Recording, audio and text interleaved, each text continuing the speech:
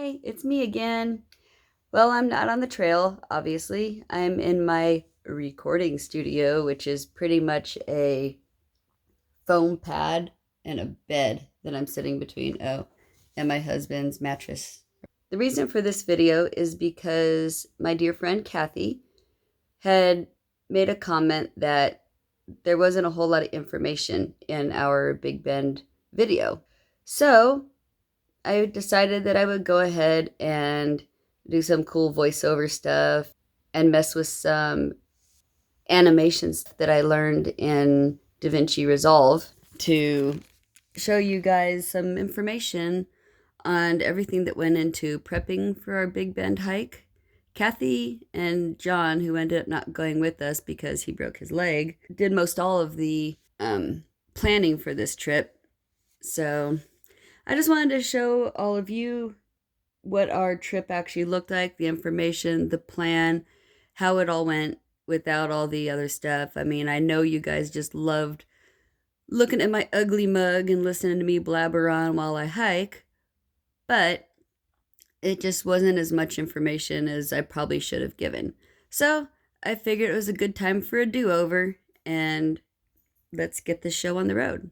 I left from Dallas to go meet up with everybody else up in Burnett, Texas. And then from there, we drove about, I think it was about 9.5, 10 hours to Big Bend. When we got to the park entrance, the fee was $30. And from there, we went to the Panther Junction Visitor Center, where we got our backcountry permit, $30 for the four of us, and our backcountry campground reservations. There is an online link to where you can get your backcountry stuff online, but when I clicked on it, there was a notice saying that it's been delayed and will become active on February 7th. From Panther Junction, it was off to the Juniperdson Trailhead to cache our water. The National Park Service will advise that driving to this trailhead requires a high clearance vehicle, preferably with four-wheel drive.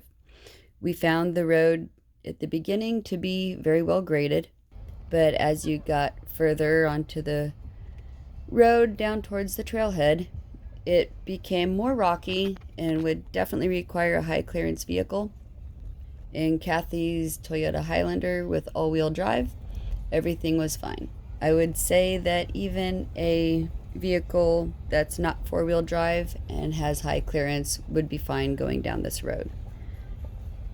If this road was to be wet, I could see that a four-wheel drive would probably be a safer bet, as the many rocks could become slippery.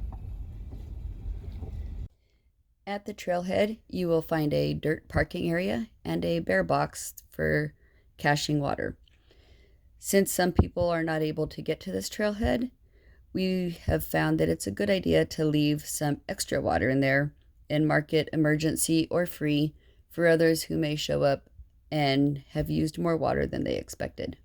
The next morning was off to Homer Wilson Ranch to cache our last water. Caching water at Homer Wilson is an absolute necessity. It is the only water source between Fresno Creek and the end of the hike. So if you have no water in the cache box, you have no water. It's just a short hike down from the road, and again, it's another bear box exactly the same as the one that was at the Dodson and Juniper Canyon Trailhead. After returning from Homer Wilson Ranch, it was off to the trailhead to begin our hike. We took the Pinnacles Trail up to our campsite at the South Rim, which had enough room for, I would say, at least 5 tents comfortably. It had a wonderful area to sit and look out at the views while we had dinner. The next morning began our longest day. From there, we hiked up Boot Canyon and then down to our water cache. And from there, we went to our campsite, which was just past the Fresno Creek. We had noticed they had said something. They said no camping next to Fresno Creek, but heading our clockwise direction, just after crossing Fresno Creek, immediately to the right is an already established camp area. We had 3 tents on this trip, but the previous trip we had 6 tents and everybody fit easily. On day 3, continued down the Dodson to Homer Wilson Ranch where we picked up our water, and then continued up the Blue Creek Trail to where we made camp in a wash. But we had no weather forecasted, so we were safe there. I'll post the GPS coordinates for that wash in the description below. But one thing that I wanted to make sure to mention is that if you have more than one tent, after you pass that wash, you're really not going to find any other place to put a tent down other than like maybe one. And then once you start your climb up to the Laguna Meadows Trailhead, there is absolutely no place to camp. On day 4 was about another 7 miles up to Laguna Meadows Trail and back down to the car. And then, of course, that little half mile added on to go get the car from the amphitheater parking.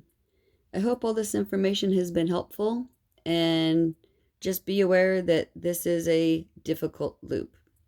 You need to carry at least a gallon of water minimum per person per day, and in the summertime it is too dangerous to hike, so this is more of a wintertime thing. So if you're going to be out there doing this trail, please be sure you've done your research and that you are prepared for the difficulty.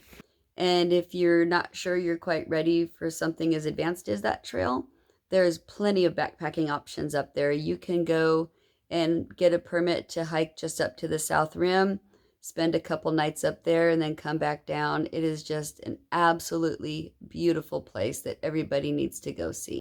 Oh, also, I've got like 25 subscribers now. Yes, it's so amazing. All right, I think that covers about all of it. If you have any questions, feel free to leave them in the comments below.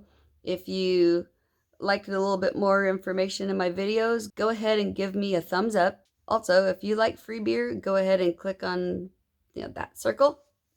And it's not going to get you free beer, but it'll subscribe you to my page so you can get more information and notifications when I post more videos. Bye! Erin said I had to say bye to you. Bye!